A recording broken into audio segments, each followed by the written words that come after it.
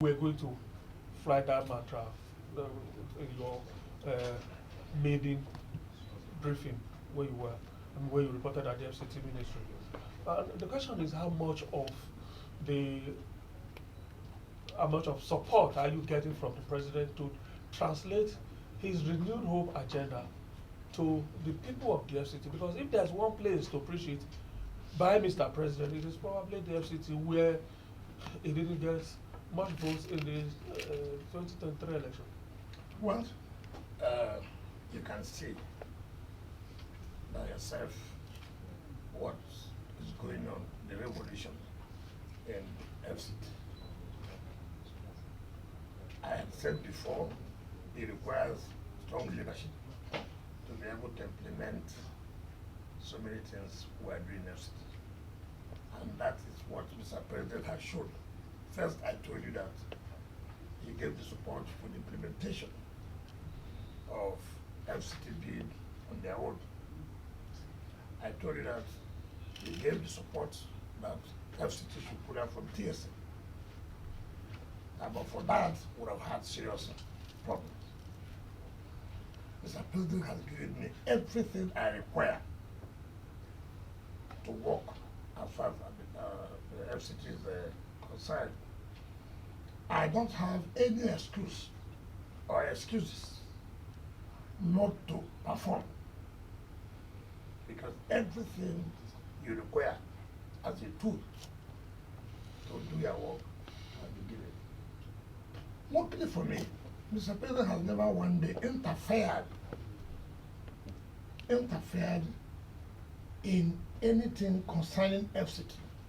Never, never. Sometimes there are some decisions I take that I know that it will not go down well to so many people or to some people. And I believe that Mr. President may support me for this. But I go to him and I take the decision and say, so why did they put you there? I put you there so you'll be able to take such a decision. We have strong people who will be firm to take a decision and stand by it. And so that's why it's very easy for me and my team to operate. I am one minister that should not complain at all. There's nothing I have sent to Mr. President for approval. Take for example, we have issue of procurement problems.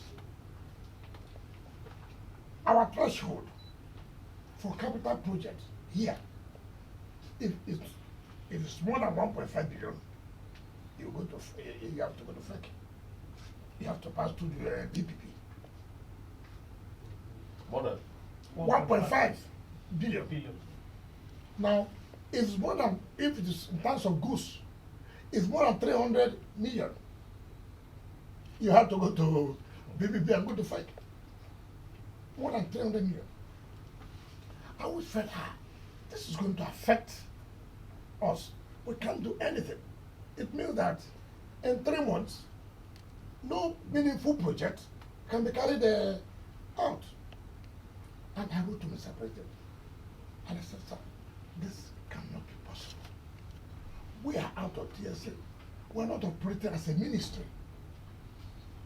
We have our own secretary as seen as commissioner. We have FCT Executive Council. Just like we also have our Security Council meetings. So I don't understand how this can be possible. I said, it is therefore necessary to increase our threshold. From now, I'm coming to tell you the support he has given. He increased for goods from 300 to 5 billion. For capital projects, from 1.5 to 10. What support do you want for somebody? Yes, he gave the approval. And everybody is so happy. Works are now going on that, like what we're talking about schools now, the emergency rehabilitation. So people will now move in. But if it was not that case, then we can't do anything. So what kind of support do you want that has not been given? That's why it is difficult for me to give excuse that this is not working because of this. Okay. It's not working well. Just- Very, very good. This is just a clarification on some of the things you said previously about the park and pay. Yes. In order for us not to be accused of misquoting you, does it also apply to the airports? The instruction you gave that it doesn't exist anymore. I don't have any role in the airport. It's not under FCT. Airport is under FAN. It's under the aviation. So this is the entire FCT We have excluding the we have no business as far as airport is concerned. The only business we have, which I told the minister, and the one doing the road, you are the one collecting the toll. When the road is bad, you say FCT, come and help us do the road. So we have no business. We have no business. So if you find anybody who is doing anything at the airport, that is their business with the use of aviation. Talking about infrastructure development, Honorable Minister, we've seen a lot of things you have done. Yes. But the citizens, of course, naturally will still want more. Yeah. Katampe one, we are talking about infrastructure development and feeling the touch of the FCT. Guarimpa, they said the gate leading to the place there's a gully, especially when it is raining. That has been mentioned. And then issue of also evacuation of waste in some areas. It's not really as expected. Let me not bore you. As I speak to you, the procurement process is going on as far as Katambe is concerned. That's Katampe. Yes. We are doing the selective tendering. You know, there we're having where we're building judges' quarters. We're having where they're building Korova Kid, FCT division. So we're carrying out massive infrastructure in terms of road and Katambe, but we're in procurement process. Let me tell you this, in the next 1 year, what you will see in Abuja, you can come back and beat your chest, yes, I think we've gotten it right. In terms of road infrastructure, not only in the city. Now, I went through Yaya, Karu, Orozo, to Okashi the other day. I felt so bad. The road was terribly bad. I said no. I called the coordinator of STD. I want an estimate of this road immediately. I wrote to the DG development. Approved for us for emergency 18 kilometers. I said, if we don't do this now, with the rains, it will be something else. It will be something else. That's Yaya, Karo, Orozo, down to Karashi. 18 kilometers. Now, if you go to Kuje, we are now, if you see from the airport down to Kuje, it's 10 lanes. Now, within Kuje, we're able to dualize Kuje down to their boundary with Gwagwalada.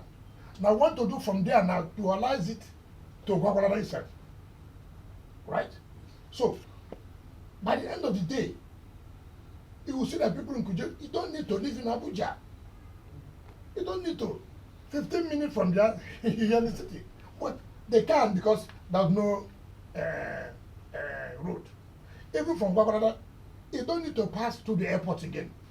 By the time we do allow Kuje to Gwagwalada, you take that and you're in the city here. So we are not restricting ourselves to just road in the city. No. But you will see heavy development in terms of road in next 1 year. You talked about the refuse. Let me tell you, that's one area I'm fighting hard in terms of, you know, these contracts were, I don't know, contract over 1,000 pieces. Contracts were awarded. It's really unfortunate, the kind of rot we find in the system. But you have to be careful to fight it because they're all there waiting for you. I can assure you we are going to improve on that. You talk about the golden war, you know, sometimes, you know, there are things that some residents should be able to do. If there's a small pothole in front of your house, as residents there, you cannot say, look, can we put ourselves together and make sure we cover this pothole? Things that will not even cost you. That's what we call some kind of service you should also render. I have told our engineer services in FCDA to go and identify areas of flooding when it rains on the road. If you see that no drainage is open, they are all covered drains. So sometimes these drains must have been blocked. So they are identifying to let the companies who did those jobs to go back and open those drains. So they are identifying that one by one. So I'll be able to now know. Honourable Minister, one more question from him before we go to politics. Well, Honourable Minister, earlier I was trying to establish, your take on the housing deficits in the FCT. And we all know the President's renewed Hope City, which was recently commissioned in Karsana, and which would also happen in other parts of the country. Now, you established that the President has given you massive support as Minister of the FCT. What would you say you are doing in your capacity as Minister to also help the President in solving the issue of housing in the FCT? Take for example, the renewed hope and India housing back we went. You can't continue with that without the roads. The Minister of Housing has written to me, look, this thing will not work without the provision of roads. As I speak to you now, when procurement process to do all the roads to that renewed hope city, which takes about 14 kilometers, right? Our business is to encourage private sectors. We provide the access roads, then they have their funds to build. Before we came, they have awarded Maitama 2. And that Maitama 2 is over 700 hectares of land. And the plotting is about 1,700 and something plots. Total about 93 or 94 kilometers. That road was awarded. The procurement process started in April 2023. But it was, no, in March 2023. But it was awarded either 12th or 13th of May 2023 to Dantata and Sao at the cost of 184 billion. Now, Gusabe 1 was awarded to the same Dantata and Sao before we came. And now, Dantata and Sao will start to work in Gusape 1 and was asking for augmentation, variation. Now, when I came on board,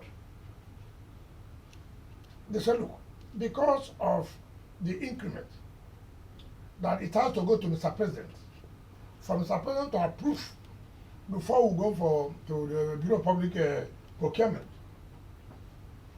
Luckily, Mr. President approved for the augmentation, and then we went to Bureau of Public Procurement, and in part of that bill, they put in foreign components of. So, Bureau of Public said, look, what has come to do with this?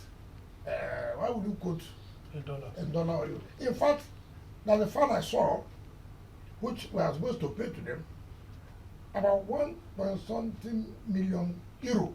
So I asked question, what is euro doing in this country? What are we importing? But that is the case. Now, what baffled me, you are talking about variation, you are out of sight, and we have not paid you. We don't have money. So how did you, and I asked them, how did you now, you have not paid for this, how did you now go and award a job of 184 billion to the same company when you don't even have the money to pay for this? I mean, I don't understand it. Now, obviously it is important that that infrastructure is carried out in Maitama. If that is done, houses will spring up. But it cannot now because there's no access road. So access road is key in order to reduce the housing deficit. Which you're already on Which, top of. that's what we're doing now. Okay. So that's what we're doing. So so for our own contribution, it's not we government going to build house. No, it is not that.